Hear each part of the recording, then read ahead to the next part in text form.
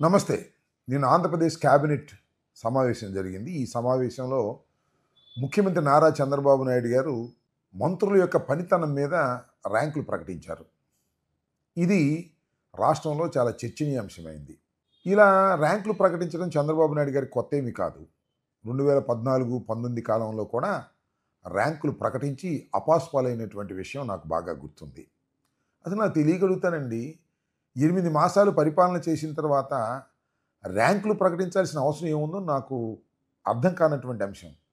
నారాయణ కాలేజో, చైతన్య కాలేజో రిజల్ట్స్ వచ్చిన తర్వాత మీరు చూస్తూ ఉంటారు కదా. ర్యాంకుల పంట నారాయణకి, number 1 Narayana, number 2 Narayana, number 8 Narayana అని ఒక అడ్వర్టైజ్మెంట్. అదేవిధంగా చైతన్యకు నెంబర్ 3, నెంబర్ 4, నెంబర్ 5 అని ఈ రకంగా అడ్వర్టైజ్మెంట్లు చేసుకునేటటువంటి సంఘటనలు, అలాంటి వ్యాపార ప్రకటనలు మనం చూసాం. సాక్షాత్తు నారా చంద్రబాబు నాయుడు గారే క్యాబినెట్ మీటింగులో ర్యాంకులు ప్రకటించేటటువంటి ప్రయత్నం చేయటం అనేది మరి దాన్ని కామెడీ అనాలో లేక రాష్ట్ర ప్రజల్ని దృష్టి మరలించే కార్యక్రమం అనాలో నాకు అర్థం కాల. చిత్రం ఏంటంటే ఆయన ప్రకటించినటువంటి ర్యాంకుల్లో చంద్రబాబు నాయుడు గారికి 6వ ర్యాంకు ప్రకటించుకున్నారు.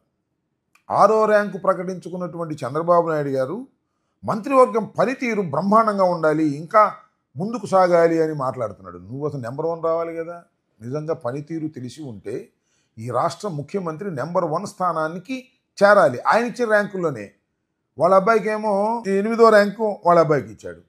ఉప ముఖ్యమంత్రి గారికి ఏమో 10వ ర్యాంకు ఇచ్చారు. ఏమిటి ఈ ర్యాంకులు నాకు అర్థం కాల. అందరికన్నా మించి ఫరూక్ గారికి మొదటి ర్యాంక్ ఇచ్చాడు. మరి దాని ప్రకారం శాఖ కూడా మార్చుకోవచ్చు.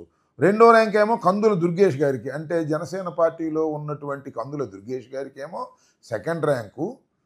ఎవరి పేరు మీద అయితే కందుల దుర్గేష్ గారు గెలుపొంది క్యాబినెట్లోకి వచ్చారో ఆయనకేమో 10వ ర్యాంకు ఇచ్చేటటువంటి ప్రయత్నం చేశారు. ఈ ర్యాంకుల పిచ్చి ఏమిటో, దీని ఆర్భాటం ఏమిటో నాకైతే అర్థం కాల. వాసంశెట్టి సుభాష్కి ఎందుకంటే చంద్రబాబు నాయుడు గారు పాపం ఆయన మొట్టమొదటి నుంచి చాలా వ్యతిరేకం ఉన్నాడు. ఆయనకేమో 25వ ర్యాంకు. పయ్యావుల కేశవులు చాలా సీనియరు, ఒక విధంగా అందరికన్నా కొద్దిగా సమర్థవంతమైనటువంటి పరిపాలన అందిస్తాడని ప్రజలు భావిస్తున్నటువంటి వ్యక్తుల్లో ఒకరు. ఆయనకేమో 24వ ర్యాంకు.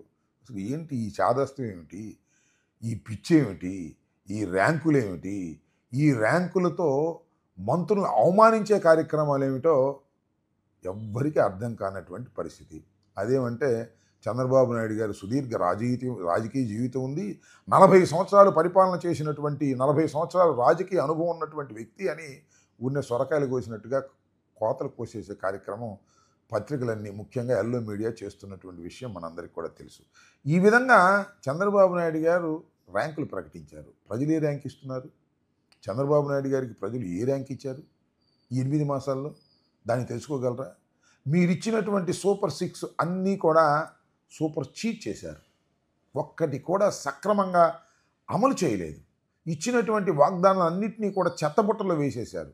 అదేమంటే రాబోయే కాలంలో మేము వాటిని పరిశీలిస్తామనేటువంటి ఒక దొంగ మాటలు చెప్పేటటువంటి కార్యక్రమం చేస్తున్నారు మీరు.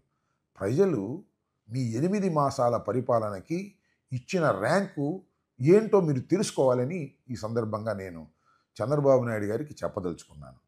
పైగా ఇంకొక అనూహ్యమైనటువంటి పరిణామం కూడా జరిగింది.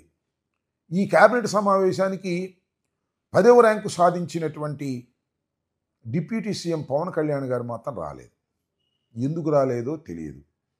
అనారోగ్య కారణాల వల్ల రాలేదనేటువంటి ఒక ప్రకటన మాత్రం పత్రికల్లో మనం చూస్తున్నాం. దానితో పాటు సింగపూర్ వెళ్ళాడు అనేటువంటి మాట కూడా మనం వింటున్నాం. ఏది వాస్తవమో ఏది అవాస్తవమో ఒక కన్ఫ్యూజన్ స్టేజ్లో ప్రజల్ని పెట్టవలసినటువంటి అవసరం ఉప ముఖ్యమంత్రి గారికి ఉందా అని నేను అడుగుతా ఉన్నా. ఉప ముఖ్యమంత్రి గారు ఖచ్చితంగా తాను ఎక్కడున్నాను, ఏం చేస్తున్నాను, ఎందుకు క్యాబినెట్ మీటింగ్కు రాలేకపోతున్నాను అని ప్రజలకు ట్రాన్స్పరెంట్గా వివరణ ఇవ్వవలసినటువంటి పని లేదా అని అడుగుతా ఉన్నా. ఎందుకు వివరణ ఇవ్వడానికి భయపడుతున్నారు?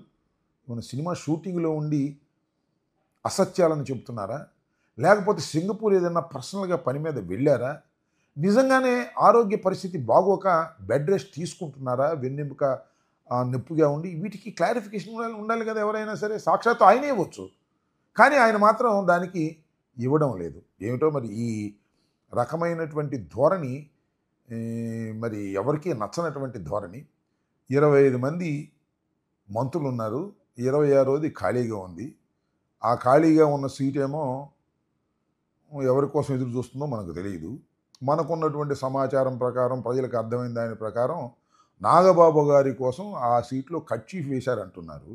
అసలు మంత్రివర్గంలో కర్చీఫ్లు వేయటం ఏంటో, ఆ మంత్రివర్గంలోకి తీసుకోకుండా ఉండటం ఏమిటో, ఈ మధ్యన పవన్ కళ్యాణ్ గారు ఒక స్టేట్మెంట్ ఇచ్చారు. మా అన్నగారైనటువంటి నాగబాబు గారు ఖచ్చితంగా ఎమ్మెల్సీ అయిన తర్వాత మాత్రమే క్యాబినెట్లోకి వస్తారు అని.